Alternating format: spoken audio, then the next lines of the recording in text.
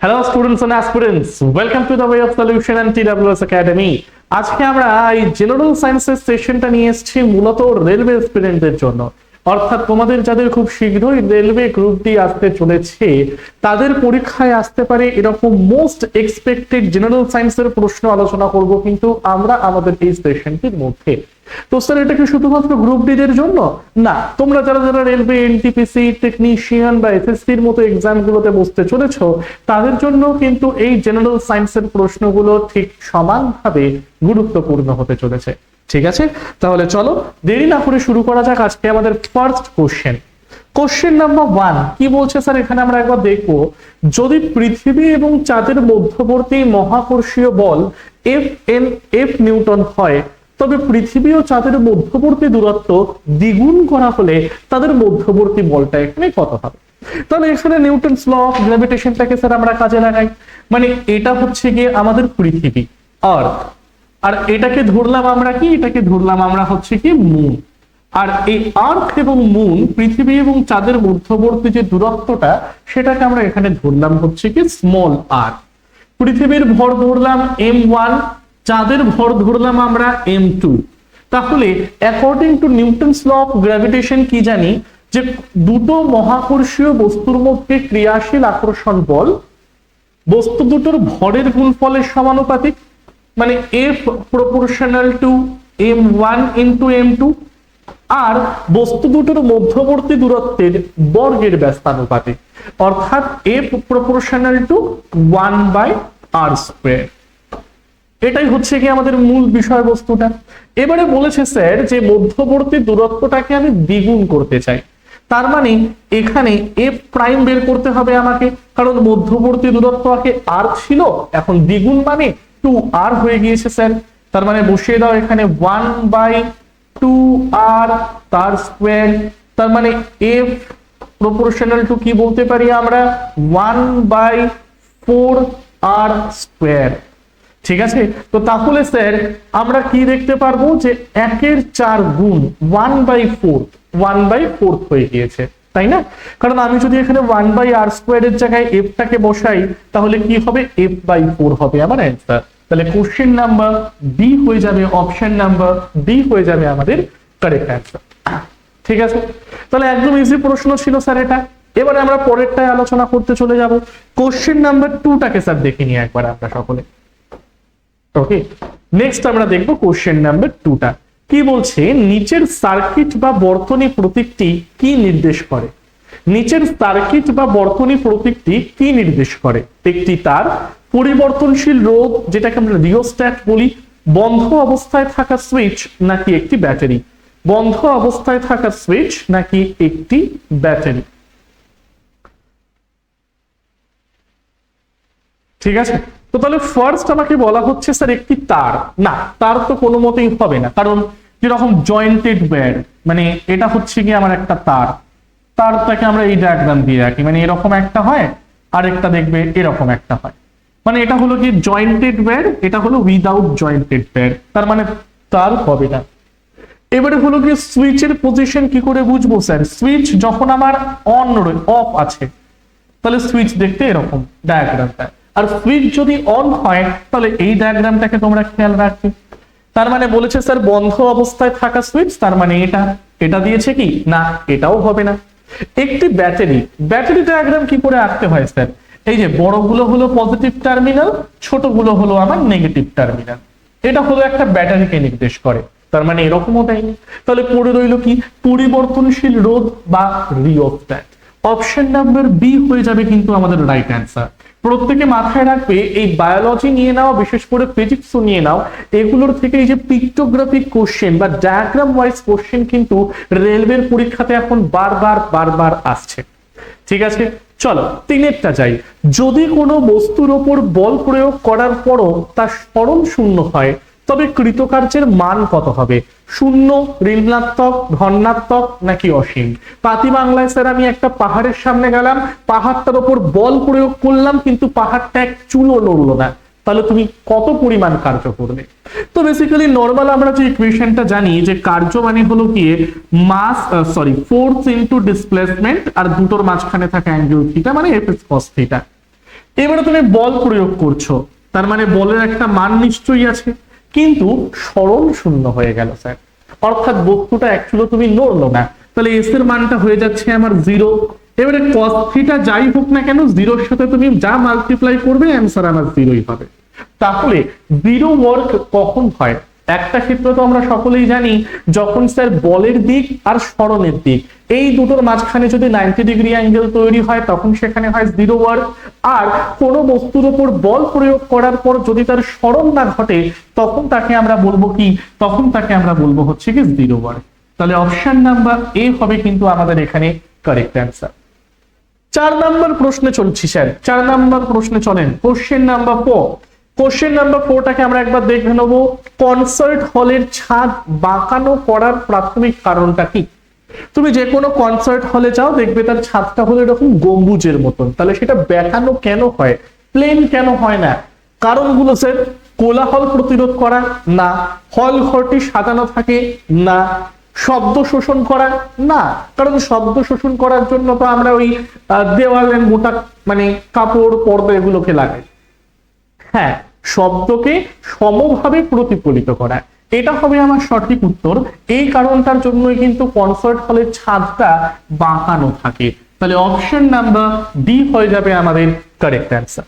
চলেন স্যার পরেরটা next question number 4 আসি আমরা। বলছে নিচের কোনটি মহাকর্ষের সার্বজনীন সূত্রকে সঠিকভাবে বর্ণনা করে?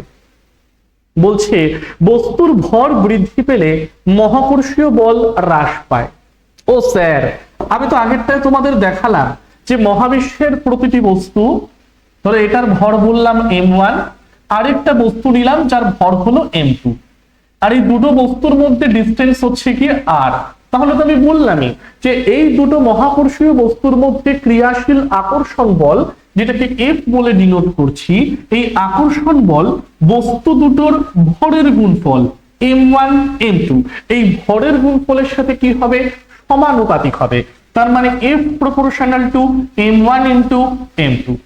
আর এই আকর্ষণ বলটা বস্তু দুটোর যে মধ্যবর্তী দূরত্ব, যেটাকে আমরা এখানে r দিয়ে ডিফাইন করলাম, এর বর্গের সাথে কি হবে, ব্যস্তানুপাতিক হবে। তার মানে F প্রপোর্শনাল টু দূরত্বের বর্গ তার সাথে ব্যস্তানুপাতিক। তাহলে প্রথমটা তো স্যার হবে না, কারণ ভর যত বাড়াবে আকর্ষণ বল তত বাড়বে, কারণ তারা সমানুপাতিক সম্পর্কে রয়েছে। মহাকর্ষীয় বল বস্তুদ্বয়ের ভরের গুণফলের সাথে বৃদ্ধি পায়, একদম ঠিক। ভরের গুণফল যত বাড়বে তত কিন্তু আকর্ষণ বলটাও বৃদ্ধি প্রাপ্ত হবে, এবং তাদের মধ্যবর্তী দূরত্বের বর্গের সাথে হ্রাস পায়, একদম ঠিক। মধ্যবর্তী দূরত্ব তার বর্গ, তাহলে কি হবে, ব্যস্তানুপাতিক সম্পর্ক, এটা কমলে এটা বাড়বে, এটা বাড়লে এটা কমবে, তার মানে কি হবে, হ্রাস পাবে। তাহলে রাইট অ্যান্সার হয়ে যাবে option number B. Option number B হবে আমাদের কারেক্ট অ্যান্সার। বাদ বাকিগুলো আমরা আর দেখতেই যাবো না স্যার, তাই না? চলো পরের কোশ্চেনে যাওয়া যাক। কোশ্চেন নাম্বার 6 চলে যাই। যখন কোনো কঠিন বস্তুকে জলে নিমজ্জিত করা হয় তখন কোন রাশিটি হ্রাস পায়? যখন কোনো কঠিন বস্তুকে জলে নিমজ্জিত করা হয় তখন কোন রাশিটি হ্রাস পায়? প্লবতা বল, আপাত ওজন, ভর নাকি ঘনত্ব? প্লবতা বল, আপাত ওজন, ভর নাকি ঘনত্ব? which of the following is your correct answer? তাহলে স্যার এক্ষেত্রে কমবে যেটা, সেটাকে আমরা সকলে বলবো আপাত ওজন, অ্যাপারেন্ট ওয়েট, অ্যাপারেন্ট ওয়েট। ঠিক আছে, সেই আর্কিমিডিস অ্যাপারেন্ট ওয়েটের সাথে নরমাল ওয়েটের কি কি চেঞ্জেস হয় সেগুলোকে এখন আর আমি ডিসক্রাইব করলাম না, জাস্ট অ্যান্সারটা বললাম যে আপাত ওজনটা। পরের কোশ্চেনে যাচ্ছি, প্রশ্ন নম্বর 7-এ। চলো 7-এ কোনটি শূন্য ত্বরণ নির্দেশ করে স্যার? কোনটি শূন্য ত্বরণ নির্দেশ করে? ঠিক আছে, বলছে দ্রুত গতিতে এগিয়ে চলা একটি ট্রেন, ওপরের দিকে ছোড়া একটি বল, সোজা রাস্তায় সমবেগে বা নির্দিষ্ট গতিতে চলমান একটি গাড়ি, উড্ডয়নরত একটি উড়োজাহাজ। আচ্ছা স্যার, এখানে অপশন নাম্বার এ আর অপশন নাম্বার ডি দুটোর ক্ষেত্রে কিন্তু সময়ের সাপেক্ষে বেগ বৃদ্ধি পাবে, তার মানে বেগের পরিবর্তন ঘটবে সময়ের সাপেক্ষে, সে বাড়ুক বা কমুক আমি দেখতে যাচ্ছি না। পাতি বাংলায় সময়ের সাপেক্ষে যদি আমার বেগ পরিবর্তিত হয় সেটাকেই ত্বরণ বলি। এবারে বেড়ে গেলে বলা হয় ত্বরণ, কমে গেলে বলা হয় মন্দন বা রিটার্ডেশন। চলো তাহলে এ আর ডি বাড়ছে, আচ্ছা, অপশন নাম্বার বি বলছে ওপরের দিকে ছোড়া একটি বল। আচ্ছা স্যার, এটা ধরো একটা বল, এটাকে যদি আমি জাস্ট ওপরের দিকে ছুড়ি তাহলে একটা সময় পরে কি হবে? ধীরে ধীরে যখন ওপরের দিকে উঠবে তখন তার গতিটা কমবে, গতি কমে একটা জায়গায় তার ভেলোসিটি জিরো হবে, যখন জিরো হবে তখন সে আবার নিচে পড়াটা শুরু করবে। তার মানে এখানে হচ্ছে কি সময়ের সাপেক্ষে বেগ হ্রাসপ্রাপ্ত হলো, বিটাও হবে না। এটা হতে পারে স্যার সোজা রাস্তায় সমবেগে বা নির্দিষ্ট গতিতে চলমান একটি গাড়ি, এখানে তো বেগের কোনো পরিবর্তনই নেই, সমবেগে চলছে, সমবেগে চলছে, তার মানে বেগের তো কোনো পরিবর্তনই নেই। বেগের পরিবর্তন যদি আমার জিরো হয়, ত্বরণ অর্থ হলো বেগের পরিবর্তন বাই সময়, বেগের পরিবর্তন জিরো, জিরোকে যাই দিয়ে ডিভাইড করি না কেন অ্যান্সার তো শূন্যই হবে না স্যার। তাহলে সঠিক উত্তরটা কি? অপশন নাম্বার সি হবে আমাদের এখানে কারেক্ট অ্যান্সার। আটেরটা, চলো আটেরটায় যাচ্ছি আমরা সকলে। তাহলে কোশ্চেন নাম্বার 7 দেখে নিলাম, আটেরটা দেখে নেবো আমরা। কি বলছে দেখে নাও, যদি কোনো লেন্স বাস্তব এবং উল্টো প্রতিবিম্ব গঠন করে তবে প্রতিবিম্বের উচ্চতা সাধারণত কি হিসেবে ধরা হয়? কি বলেছে স্যার এখানে, গল্পটা একটু বোঝান। আচ্ছা, এটা হচ্ছে কি ধরো একটা লেন্সের পার্ট আমি এখানে নিলাম, ওকে, লেন্সের জায়গাটা ধরো আমি এখানে তোমাদের জন্য নিলাম, সামনে একটা বস্তুকে রাখলাম। এবারে বলা হচ্ছে বস্তুর সাপেক্ষে লেন্সের যে মানে লেন্স বস্তু সাপেক্ষে যে প্রতিবিম্বটাকে তৈরি করলো সেটা বাস্তব এবং উল্টো। উল্টো মানে হলো গিয়ে বস্তু যদি এইদিকে থাকে তাহলে প্রতিবিম্বের অবস্থান হচ্ছে এইদিকে, ধরো এটাই বলছে সাধারণ উচ্চতা ধরলাম, হাইট এইটাকে ধরলাম, ঠিক আছে। এবং বাস্তব প্রতিবিম্ব মানে সেটা উল্টো হয়, সকলেই আমরা জানি। বলেছে তবে প্রতিবিম্বের উচ্চতা সাধারণত কি হিসেবে ধরা হয়?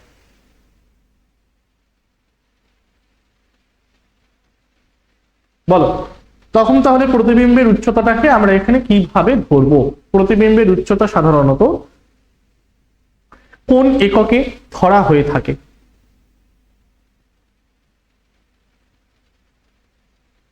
ঠিক আছে, তাহলে যদি আমি অ্যাক্সিস বরাবর দেখি পজিটিভ নেগেটিভ, এটা পজিটিভ নেগেটিভের জায়গায় যাচ্ছে, ঠিক আছে, এটা হলো positive part negative part, positive part negative part, মানে ইমেজটা নেগেটিভের দিকেই আমার রয়েছে। তার মানে পাতি বাংলায় প্রধান অক্ষের নিচে এবং নেগেটিভ পজিশনে। অপশন নাম্বার বি হয়ে যাবে আমাদের কারেক্ট অ্যান্সার।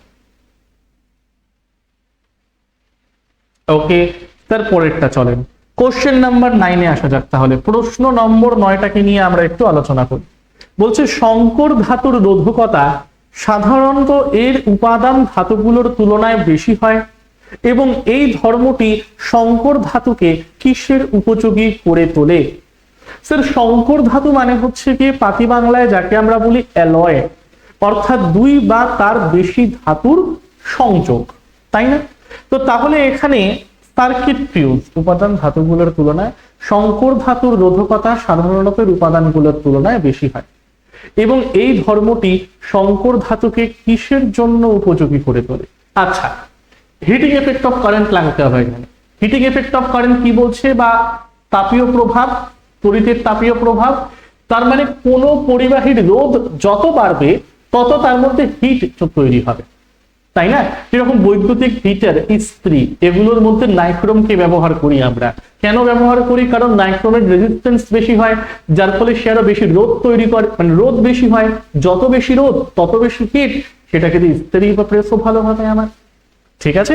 তাহলে সঠিক উত্তরটা নিয়ে নেব উত্তাপক উপাদান বা হিটিং এফেক্ট। উদাহরণ হচ্ছে গিয়ে স্যার নাইক্রোম, নাইক্রোম, ঠিক আছে, নিকেল, ক্রোমিয়াম, ওকে, নিকেল, ক্রোমিয়াম, তার সাথে আয়রন, তার সাথে ম্যাঙ্গানিজ, এই চারখানা ধাতু মিলে কিন্তু এই নাইক্রোমটাকে তৈরি করা হয়। Done sir.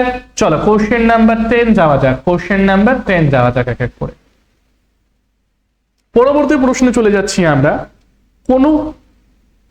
কোন নির্দিষ্ট মাধ্যমে 220 হার্জ কম্পাঙ্ক এবং 440 মিটার পার সেকেন্ড বেগ বিশিষ্ট একটি শব্দ তরঙ্গের তরঙ্গ দৈর্ঘ্য কত হবে? আচ্ছা, খুব ভালো প্রশ্ন, খুব ভালো প্রশ্ন। ফার্স্টে আমাকে জানতে হবে যে ভেলোসিটি বা কোন তরঙ্গের, যেটাকে বলি আমরা ভেলোসিটি বা বেগ, ওকে, বা তরঙ্গের বা স্পিড অফ ওয়েভ, বা এখানে তরঙ্গের বেগ, এটার অর্থটা হলো সেই তরঙ্গের তরঙ্গ দৈর্ঘ্য কিন্তু ওই তরঙ্গের কম্পাঙ্ক বা ফ্রিকোয়েন্সি। ওকে স্যার, চলো খুব ভালো কথা। তাহলে এখানে আমাকে কি বের করতে হবে? তরঙ্গ দৈর্ঘ্য বার করতে হবে, মানে ল্যামডার মানটা বের করতে হবে। বেগ কত বলেছে? 440 মিটার পার সেকেন্ড। তাহলে ল্যামডার মানটা বের করতে হবে আমাকে। ফ্রিকোয়েন্সি কত বলেছে? 220 হার্জ। কাটাকাটি করে দাও, তাহলে এটা হচ্ছে কি 2। 2 হবে answer, option number B, 2 metre হয়ে যাবে অ্যান্সার। কি আছে? একদম ইজি জিনিস, জাস্ট ফর্মুলায় ফেলো, অ্যান্সার বের করো, ফর্মুলায় ফেলো, অ্যান্সার বের করো, তাই না?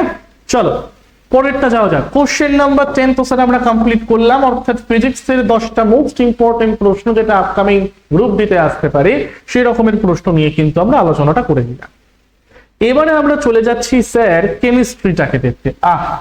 কেমিস্ট্রি কোশ্চেন গুলো করে নিই। একটু বড় বড় কোশ্চেন আছে, বাট এই টাইপের প্রশ্নগুলো কিন্তু সলভ না করলে বর্তমান দিনে রেলওয়ে চাকরি পাওয়া একটু কঠিন, তাই না? কত ইজি ইজি আর পড়বো, ইজি তো আমরা জানি, এবার একটু টাফ লেভেল না করলে কিন্তু পসিবল নয়। চলো দেখিনি তাহলে কি বলছে, আমার সাথে সাথে ভালো করে কোশ্চেনটাকে পড়বে। বলছে নিচের বিবৃতিগুলো মনোযোগ সহকারে পড়ুন এবং সঠিক বিকল্পটি নির্বাচন করুন। ওই স্যার নর্মাল রিজনিং করিয়েছেন না? চলো তাহলে এটা হলো বিবৃতি নাম্বার 1। কি বলছে? সমগণীয় শ্রেণী বা হোমোলগাস সিরিজ যাকে বলি, পাশাপাশি দুটি সদস্যের মধ্যে একটি CH2 মূলকের পার্থক্য থাকে। কিছুই না, ধরো তোমাকে আমি বললাম মিথেন, মিথেনের সংকেত হলো গিয়ে CH4। মিথেনের পরে বললাম ইথেন অর্থাৎ C2H6। তারপরেরটা বললাম প্রোপেন অর্থাৎ C3H8। প্রোপেনের পরেরটা হলো বিউটেন অর্থাৎ C4H10। এবারে তুমি খেয়াল করে দেখো আগেরটার সাথে পরেরটার মধ্যে CH2 এর ফারাক না? বলবেন হ্যাঁ স্যার। এটার সাথে এটার মধ্যে CH2 এর ফারাক না? বলবে হ্যাঁ স্যার। এটার সাথে এটার মধ্যে CH2 এর ফারাক না? বলবেন হ্যাঁ স্যার। তাহলে ঠিকই বলেছে, এটা বিবৃতি 1 আমার একদম সঠিক, যে সমগণীয় শ্রেণী পাশাপাশি দুটি সদস্যের মধ্যে একটি CH2 মূলকের পার্থক্য থাকে। বিবৃতি নম্বর 2টাকে স্যার আমরা দেখব। কি বলছে? সমগণীয় শ্রেণীর প্রতিটি ধারাবাহিক সদস্যের আণবিক ভর তার পূর্ববর্তী সদস্যের থেকে 12 মিউ পৃথক হয়। আচ্ছা, তাহলে গ্যাপ কত থাকে? CH2 এর গ্যাপ থাকে, তাহলে CH2 এর আণবিক ভরটা বের করলেই এনাফ। আচ্ছা স্যার, তাহলে CH2 এর আণবিক ভর কত? কার্বনের হচ্ছে গিয়ে 12, হাইড্রোজেনের হচ্ছে গিয়ে 1, দুটো হাইড্রোজেন থাকার জন্য 2 × 1, তার মানে অ্যান্সার হবে আমাদের 14 মিউ। না স্যার, 12 মিউ বলেছে, বাট আমার অ্যান্সার তো আসছে 14 মিউ, তার মানে বিবৃতি 2 হলো কি ভুল। ঠিক আছে, তাহলে আমরা কোন অ্যান্সারটা করব? 1 নাম্বার ঠিক, 2 নাম্বার ভুল। 2 নাম্বারটা কেন ভুল হলো বোঝা গেল?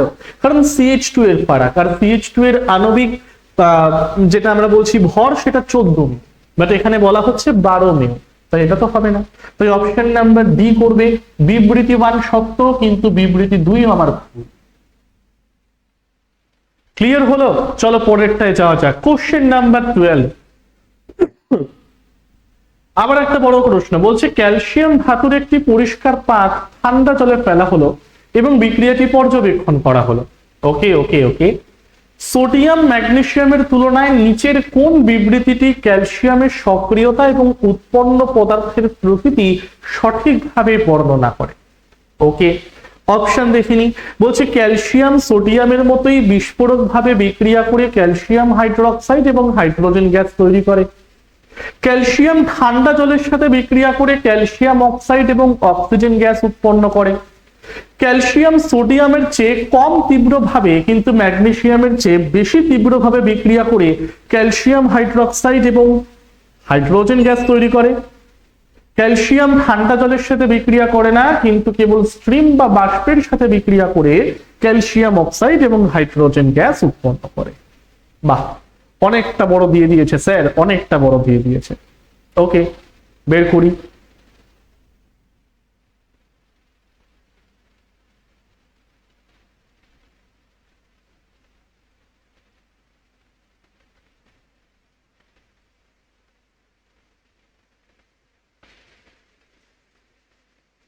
চলো তাহলে স্যার কি হবে? ফার্স্ট বিক্রিয়াটাকে দেখি, ক্যালসিয়াম যখন জলের সাথে বিক্রিয়া করে তখন আমরা কি তৈরি হতে দেখি, যে ক্যালসিয়াম হাইড্রোক্সাইড অর্থাৎ CaOH2, আর তার সাথে কি করবে, তার সাথে হলো গিয়ে হাইড্রোজেন গ্যাসটাকে রিমুভ করে দেবে। ঠিক আছে, এখানে একটা 2 বসিয়ে নাও, 2H2O করে নাও। ঠিক আছে, ওকে স্যার। তাহলে আমি পাতি বাংলায় বুঝলাম যে ক্যালসিয়াম জলের সাথে বিক্রিয়া করে, আর জলের সাথে বিক্রিয়া করার পর ক্যালসিয়াম হাইড্রোক্সাইড এবং হাইড্রোজেন গ্যাস রিমুভ করে। ওকে ওকে। এবারে ক্যালসিয়াম যেটাকে দেখছো এটা কিন্তু আবার ঠান্ডা জলের সাথে বিক্রিয়া করে, এটুকুনি জেনে রাখো যে ঠান্ডা জলের সাথে 3টে ধাতু খুব ভালো মতন বিক্রিয়া করে। নাম্বার 1 হচ্ছে কি সোডিয়াম, নাম্বার 2 তে হয়ে যাচ্ছে আমাদের ম্যাগনেসিয়াম, না ম্যাগনেসিয়াম নয়, ম্যাগনেসিয়াম গরম জলের সাথে করে। ঠিক আছে, সোডিয়াম নিয়ে নাও, সোডিয়ামের সাথে পটাশিয়াম নিয়ে নাও, ক্যালসিয়াম নিয়ে নাও। এই 3টে ধাতু এরা হচ্ছে গিয়ে আমার ঠান্ডা জলের সাথে বিক্রিয়া করে, ঠান্ডা জল। ম্যাগনেসিয়াম যেটা, এটা আমার গরম জলের সাথে বিক্রিয়া করে, গরম জল।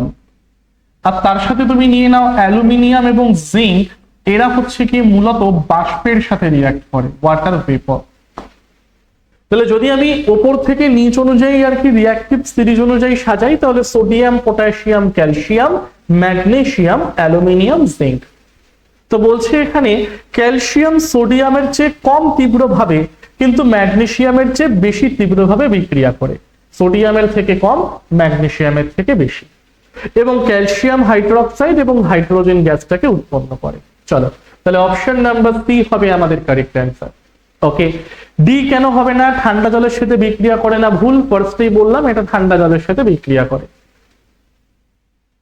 ঠিক আছে, সোডিয়ামের মতন করে না, তাই এও হবে না। ক্যালসিয়াম ঠান্ডা জলের সাথে ধীর গতিতে বিক্রিয়া করে, ক্যালসিয়াম অক্সাইড করে না, হাইড্রোক্সাইড করে। তাহলে অপশন নাম্বার সি হবে কিন্তু এটার কারেক্ট অ্যান্সার। নিচের কোনটি একটি দ্বি প্রতিস্থাপন বিক্রিয়া বা ডবল ডিসপ্লেসমেন্ট রিঅ্যাকশনের এক্সাম্পল? পাতি বাংলায় এটার অর্থটা কি, এ বি একটা এলিমেন্ট, সি ডি একটা এলিমেন্ট, এর সাথে সি যুক্ত হলো, বি এর সাথে ডি যুক্ত হলো, মানে ডিসপ্লেসমেন্ট এখানে দুবার হলো, প্রতিস্থাপনটা দুবার হলো। তাহলে এটার সঠিক উত্তর হচ্ছে কি option number C, sodium sulphate. ঠিক আছে, আর বেরিয়াম ক্লোরাইড। এবারে Cl2টা কার সাথে যুক্ত হলো, Na2 এর সাথে, তার মানে 2NaCl করলো, স্যার প্রতিস্থাপন নাম্বার 1। আর এখানে BaSO4 তৈরি হলো, অর্থাৎ আরেকবার ডিসপ্লেসমেন্ট হলো। তার মানে একজনকে সরিয়ে অন্যজন তার জায়গাটাকে নিল, বাট আরেকজন ফাঁকা থাকলো না, সেও তার ছেড়ে যাওয়া জায়গাটাকে আমার নিয়ে নিল। তার মানে স্যার এই টাইপের রিঅ্যাকশনটাকে আমরা বলবো দ্বি প্রতিস্থাপন বিক্রিয়া বা ডবল ডিসপ্লেসমেন্ট রিঅ্যাকশন। ওকে, চলো 14টা। বি প্রতীকটি কোন মৌলকে নির্দেশ করে? একদম ইজি একটা প্রশ্ন দিয়েছে, বি প্রতীকটি কোন মৌলকে নির্দেশ করে, বি প্রতীকটি কোন মৌলকে নির্দেশ করে? তাহলে সঠিক উত্তরটা কি হবে, অপশন নাম্বার ডি হবে আমাদের right answer, boron, boron and boron. B প্রতীকটা কিন্তু বোরন নামে মৌলটাকে আমার নির্দেশ করে। Beryllium B E, barium B A, bromine B R. এটা হলো স্যার বিই, এটা হলো বিআর, এটা হলো বিএ। তাহলে পড়ে রইল বোরন, যার অ্যাটমিক নাম্বার হচ্ছে কি 5। ওকে, এটা হয়ে থাকে। চলো, ধৃতিমান কার্বন ব্যবহার করে ম্যাগনেসিয়াম অক্সাইড থেকে ম্যাগনেসিয়াম নিষ্কাশন করার চেষ্টা করে, কিন্তু এই চেষ্টাটি ব্যর্থ হয়। এর কারণটা কি? কার্বন অক্সিজেনের সাথে দ্রুত বিক্রিয়া করে, ম্যাগনেসিয়াম কার্বনের সাথে উদ্বায়ী যৌগ গঠন করে, এই বিক্রিয়া থেকে কেবল কার্বন মনোঅক্সাইড উৎপন্ন হয়, কার্বন ম্যাগনেসিয়ামের চেয়ে কম সক্রিয়। আহা, চলো বলো, চলো বলো।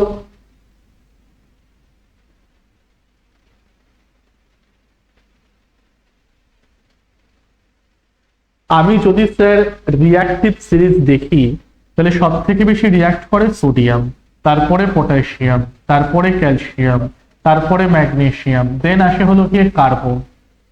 ঠিক আছে, তো তাহলে কার্বন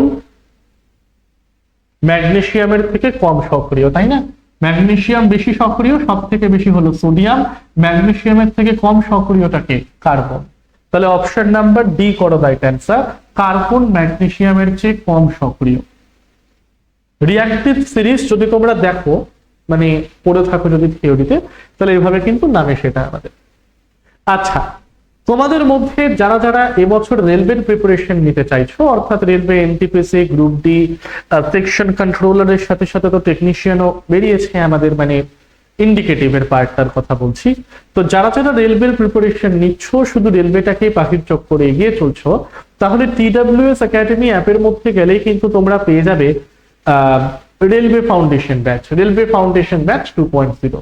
যে রেলওয়ে ফাউন্ডেশন ব্যাচ 2.0 এর মধ্যে ম্যাথ, রিজনিং, জিকেজিএস এই প্রত্যেকটা টপিক একদম ভালো মতো কভার করানো আছে, প্লাস তার সাথে তুমি চ্যাপ্টার ওয়াইজ এমসিকিউ পেয়ে যাচ্ছ, চ্যাপ্টার ওয়াইজ ক্লাসেস পেয়ে যাচ্ছ, প্লাস আফটার ক্লাস তার পিডিএফটাও কিন্তু তুমি পেয়ে যাচ্ছ এজ নোটস হিসেবে।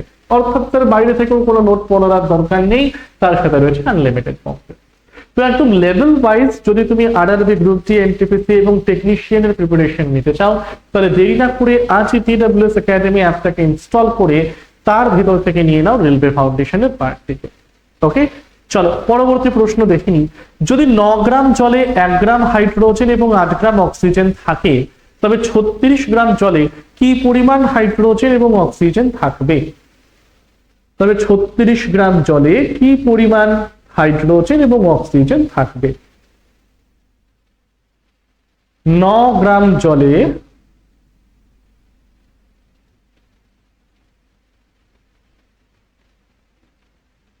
হাইড্রোজেন, আচ্ছা 9 গ্রাম জলে হাইড্রোজেন অক্সিজেন কত থাকবে?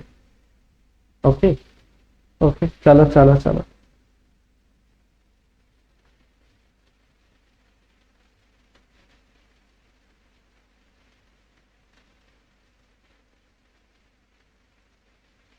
চলো,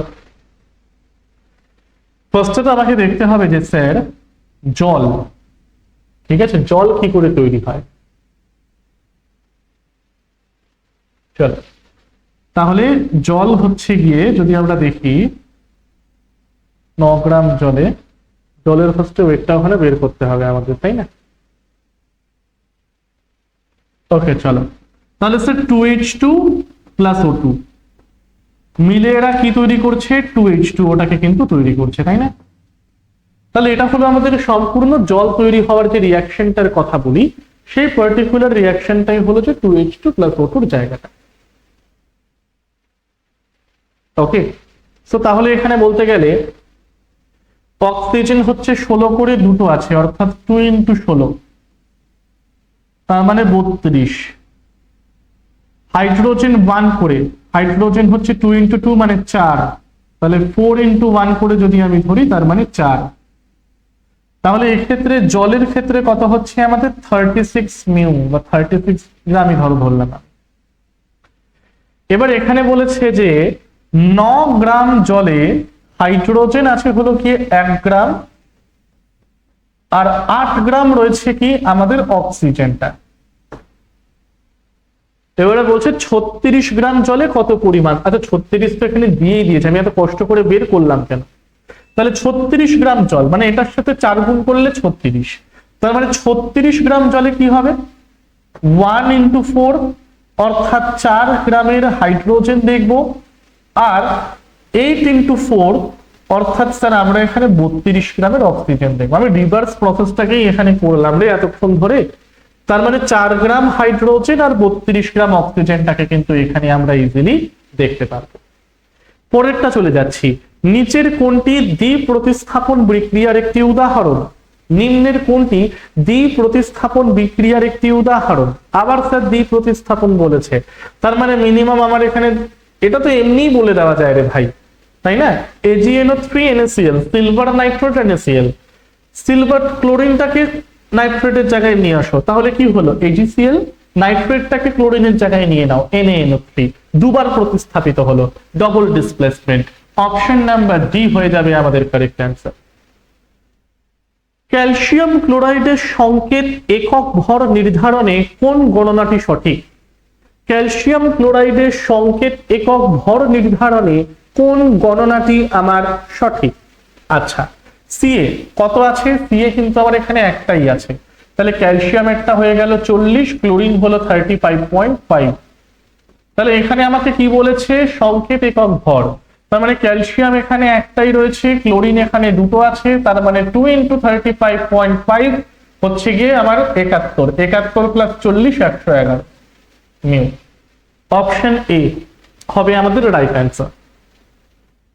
19 আবার বিবৃতির প্রশ্ন দিয়েছে, বলছে পরমাণুর ধনাত্মক আধানযুক্ত একটি গোলক দ্বারা গঠিত যেখানে ইলেকট্রন গুলো গেঁথে বসানো থাকে। পরমাণুর ভর নিউক্লিয়াসে অবস্থিত নিউট্রনের কারণে হয়। এই মডেলটিকে প্রায়শই তরমুজের মতন তুলনা করা হয়। আচ্ছা, যেখানে তরমুজের বীজগুলো ইলেকট্রনকে নির্দেশ করে। ভালো করে পড়ি তাহলে। পরমাণুর ধনাত্মক আধানযুক্ত একটি গোলক দ্বারা গঠিত, গুড, যেটাকে আমরা নিউক্লিয়াস বলি, যেখানে ইলেকট্রন গুলো গেঁথে বা বসানো থাকে। থমসনের পরমাণু মডেলের ক্ষেত্রে বলেছে, তার মানে বিবৃতি বানামার ঠিক। বর্তমানে আমরা কি করি, যে নিউক্লিয়াসের চারপাশে বিভিন্ন সার্কিউলার অরবিট রয়েছে, সার্কিউলার বলা ভুল, যে গতিপথে ঘুরতে থাকে সেটা হচ্ছে কি ইলেকট্রন। এবার থমসন অনুযায়ী বিবৃতি মান সঠিক। পরমাণুর ভর নিউক্লিয়াসে নিউট্রনের কারণে হয় না। এই মডেলটিকে প্রায়শই তরমুজের সাথে তুলনা করা হয়। হ্যাঁ, থমসন মডেলটাকে বলা হয় প্লাম পুডিং মডেল বা ওয়াটারমেলন মডেল, ওয়াটারমেলন মডেল 1 এবং 3। চলো 20। পটাশিয়াম যখন জলের সাথে বিক্রিয়া করে তখন আমরা কি দেখতে পাই? পটাশিয়াম যখন জলের সাথে বিক্রিয়া করে তখন আমরা কি দেখতে পাই? ঠিক আছে, সবুজ রঙের যৌগ গঠন না স্যার, কোন দৃশ্যমান পরিবর্তন ঘটে না, এটা তো হতেই পারে না। পরিবর্তন ঘটে বলেই তো প্রশ্নটা এখানে আছে। উজ্জ্বল শিখা দ্রুতবৃত্তি, একদম ব্রাইট ফ্লেম, এবং তার সাথে খুব ফাস্ট রিয়াকশন।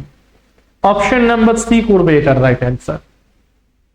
যে প্রক্রিয়ায় কোনো জীবদেহের একক কোষ বা শরীর দুটো সমরূপ অংশে বিভক্ত হয় তাকে কি বলে?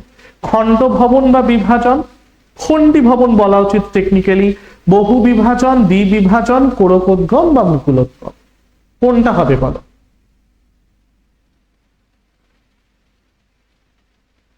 ঠিক আছে, তো স্যার সমরূপ অংশে বিভক্ত হওয়াটাকে আমরা বলি হচ্ছে গিয়ে দ্বিবিভাজন। দ্বিবিভাজন কিন্তু আবার দুটো টাইপের হয়, একটাকে বলা হয় বাইনারি ফিশন, আরেকটাকে বলা হয় মাল্টিপল ফিশন। বাইনারি ফিশনের এক্সাম্পল হলো কি অ্যামিবা, লেশম্যানিয়া নামে প্রোটোজোয়া, গুলো মানে যেটা কালাজ্বরের জন্য দেয়, লেশম্যানিয়া, ডোনোপেন, অ্যামিবা, এদের মধ্যে কিন্তু বাইনারি ফিশনটাকে দেখতে পাওয়া যায়। মাল্টিপল ফিশন দেখতে পাওয়া যায় আবার প্যারামিশিয়ামের মধ্যে। ঠিক আছে, তাহলে সঠিক উত্তর করব এটা অপশন নাম্বার সি। বহিঃকর্ণ, নাসারন্ধ্রের অগ্রভাগ এবং দীর্ঘ অস্থির প্রান্ত ভাগ কোন সংযোজক কলা দ্বারা গঠিত? স্যার তরুণাস্থি থাকে। ও অপশন নাম্বার সি ছাড়া কিছু হতে পারে না, তরুণাস্থি ছাড়া কিছু হতে পারে না, কারণ তরুণাস্থি হচ্ছে গিয়ে কান, নাক, যে কোনো বড় হাড়ের শীর্ষভাগে কিন্তু এই তরুণাস্থি গুলোকেই স্যার দেখতে পাওয়া যায়। 23। উদ্ভিদের জল পরিবহনের জন্য দায়ী জটিল স্থায়ী কলা কোনটি? আচ্ছা, উদ্ভিদ কলা দু ধরনের হয়, একটাকে বলা হয় মেরিস্টেমেটিক টিস্যু বা ভাজক কলা, আরেকটাকে বলা হয় স্থায়ী কলা বা পার্মানেন্ট টিস্যু। স্থায়ী কলা আবার দু ধরনের হয়, একটা হলো গিয়ে সরল স্থায়ী কলা, জটিল স্থায়ী কলা। জটিল স্থায়ী কলার মধ্যে পড়ে জাইলেম এবং ফ্লোয়েম, তাই না? তাহলে উদ্ভিদের জল পরিবহনের জন্য দায়ী জটিল স্থায়ী কলা কোনটি? Sir xylem, option number B. Phloem কিন্তু খাদ্য পরিবহন করে, জাইলেম জলটাকে পরিবহন করে। বাট জাইলেম এবং ফ্লোয়েম দুটোই হলো গিয়ে কিন্তু জটিল স্থায়ী কলা বা কমপ্লেক্স পার্মানেন্ট টিস্যুর উদাহরণ। 24 চলে যাই, একটা অ্যানালজি, রিজনিং এবার থেকে বায়োলজি ক্লাসেই আমরা করে দেবো। ঠিক আছে, অ্যানালজিটা কি দিয়েছে স্যার? নিউক্লিয়াস ইউক্যারিওটিক কোষ, নিউক্লিওয়েড কি? আচ্ছা, নিউক্লিওয়েড মানে হলো গিয়ে অগঠিত নিউক্লিয়াস, অর্থাৎ যেই নিউক্লিয়াসটাকে তুমি চারটে প্রপার অংশে বিভেদিত করতে পারবে না, অর্থাৎ নিউক্লিয় পর্দা, নিউক্লিয় রস, নিউক্লিয় জালক, নিউক্লিয় লাস, এই চারটে অংশে প্রপারলি ডিভাইড করা যায় না, সেই টাইপের নিউক্লিয়াসটাকে আমরা বলবো নিউক্লিয়য়েড। তাহলে কোথায় দেখতে পাবো স্যার এটাকে? প্রোক্যারিওটিক কোষের মধ্যে, কারণ প্রাণী কোষ, উদ্ভিদ কোষ এরা প্রত্যেকেই ইউক্যারিওটিক হয়, আর তার মধ্যে নিউক্লিয়াসটা সুগঠিত হয়। মানুষের অন্ত্রে মূলত শোষণের জন্য কোন ধরনের এপিথেলিয়াল বা উপকলা বিশেষায়িত? স্পেশালাইজেশন কোনটা থাকে।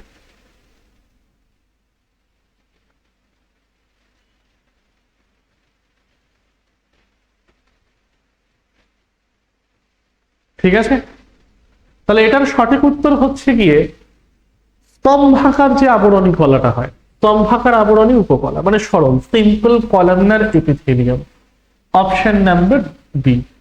যেরকম স্তরীভূত সলকি, সলকি মানে হলো গিয়ে মাছের আঁশের মতন যেটা স্কোয়ামাস, এটার উদাহরণ হচ্ছে গিয়ে স্কিন অথবা ত্বক। সরল ঘনকাকার, ঘনকাকার মানে হচ্ছে কি কলামনার নয় কিউবয়েডাল যেটাকে বলা হয়, যেরকম lining of the salivary gland, এটা হচ্ছে গিয়ে আমাদের সি এর পার্টটা। ঠিক আছে, চলো, বৃক্কে উৎপন্ন মূত্র ড্যাশের মধ্যে দিয়ে অতিক্রান্ত করে ড্যাশে পৌঁছয়, যেখানে এটি রেচিত বা নিষ্কাশিত না হওয়া পর্যন্ত জমা থাকে।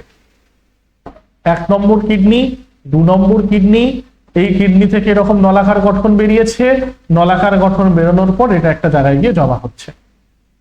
তার মানে স্যার বৃক্কের মধ্যে উৎপন্ন হলো মূত্র, তারপর এই নালিকাটাকে অতিক্রম করে থলির মতন গঠনটায় গেল। এই নালিকাটাকে আমরা বলি হচ্ছে গিয়ে গবিনী বা ইউরেটার, গবিনী বা মূত্রনালী। এই তো স্যার গবিনী মূত্রনালী।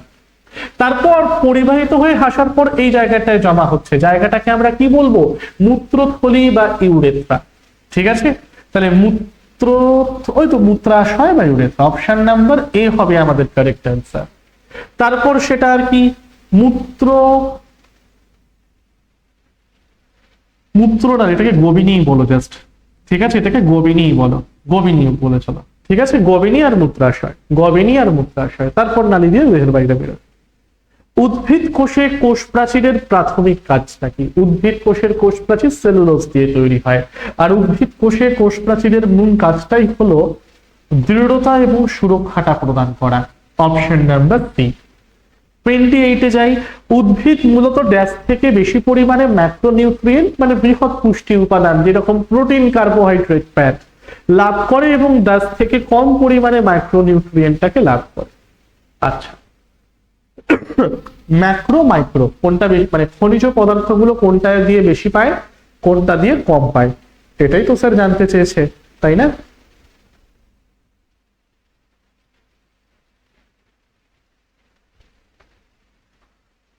কি হবে? সবে তো মাটির থেকেই নেয় মূলত, ম্যাক্রোটাও মাটি, মাইক্রোটাও মাটি, অপশন নাম্বার এ করো, মাটি মাটি মাটি মাটি। চলো, একটি ব্যতিক্রম ছাড়া জাইলেম কলার বিভিন্ন উপাদান দ্বারা নিচের সবকটি কাজই সম্পাদিত হয়, সেই ব্যতিক্রম কোনটি? নাম্বার 1, জল ও খনিজের উলম্ব বা ঊর্ধ্বমুখী পরিবহন, ওকে স্যার। পাতা থেকে তৈরি খাদ্যের পরিবহন, না। খাদ্যটা সঞ্চয়, এবং খাদ্য সঞ্চয়ের সাথে সাথে এখানে আমরা আরেকটা পয়েন্ট দেখতে পারবো, সেটা হচ্ছে গিয়ে প্রোভাইডিং মেকানিক্যাল সাপোর্ট বা যান্ত্রিক দৃঢ়তা প্রদান। এবারে বলা হচ্ছে যে পাতা থেকে তৈরি খাদ্যের পরিবহন তো জাইলেমের কাজ নয়, এটা তো ফ্লোয়েমের কাজ, বাদ বাকিগুলো জাইলেম করে থাকে। অপশন নাম্বার বি করবে এটার রাইট অ্যান্সার। 30, নিচের কোনটি বিভাজন বা খণ্ডনের মাধ্যমে বংশবৃদ্ধি বা প্রজননের জন্য পরিচিত নয়? ওকে, খণ্ডী ভবনের মাধ্যমে নয়, বল। লেশম্যানিয়া, অ্যামিবা, এই দুটোকে আমরা বললাম বাইনারি ফিশন, প্যারামিশিয়ামটাকে বললাম multiple fission. Option number D হবে অ্যান্সার, হাইড্রা, কারণ হাইড্রা যে অঙ্গজনন পদ্ধতিতে বংশ বিস্তার করে তাকে আমরা বলি হচ্ছে গিয়ে বাডিং। দেহ থেকে উপবৃদ্ধিটা ফেলে দেয়, তারপরে সেই উপবৃদ্ধি থেকে নতুন প্রাণের জন্মটা। ওকে, চল, তাহলে আজকে আমাদের 30টা কোশ্চেন কিন্তু এখানেই দি এন্ড। তোমাদের মধ্যে যে সকল স্টুডেন্টরা আগামী বছর এএনএম জিএনএম পরীক্ষায় বসতে চলেছো তাদের জন্য কিন্তু TWS একাডেমি থেকে অলরেডি লঞ্চ হয়ে গিয়েছে এএনএম জিএনএম ফাউন্ডেশন ব্যাচ 2027, যেখানে কিন্তু তোমরা প্রত্যেকটা সাবজেক্টের টপিক ভিত্তিক foundation class basic to advance level, সেই টপিকগুলোর বিগত বছরের প্রশ্ন এবং মোস্ট এক্সপেক্টেড প্রশ্ন এবং মক টেস্ট সবকিছু কিন্তু আলোচনা পেয়ে যাচ্ছ একই ব্যাচের মধ্যে। অলরেডি যারা যারা এসএসসি এমটিএস 2026 এবং এসএসসি জিডি 2027 এর জন্য প্রিপারেশন নিচ্ছ তাদের জন্য কিন্তু অলরেডি ফাউন্ডেশন ব্যাচ আমাদের রয়েছে, তাই ক্লাসেসও কিন্তু স্টার্ট হয়ে গিয়েছে। তাই দেরি না করে অবশ্যই কিন্তু আজ বা কালের মধ্যে তোমরা ব্যাচটিতে এনরোল করে নাও। বর্তমানে এই ব্যাচগুলো আমাদের অ্যাপের মধ্যে রানিং চলছে, তোমাদেরকে এটা আমি আগেও বলে দিয়েছি। এটা হলো আমাদের TWS একাডেমি অ্যাপ, যেখানে গেলে কিন্তু তোমরা অল পেইড ব্যাচের ডিটেলস, ফ্রি ক্লাসেস এর ডিটেলসও কিন্তু পেয়ে যাচ্ছ। টেলিগ্রাম চ্যানেল জয়েন করতে ভুলবে না, দ্য ওয়ে অফ সলিউশন, আর এছাড়া the way of solution, TWS academy and TWS smart, এই তিনটে ইউটিউব চ্যানেল কিন্তু সাবস্ক্রাইব করতে ভুলবে না।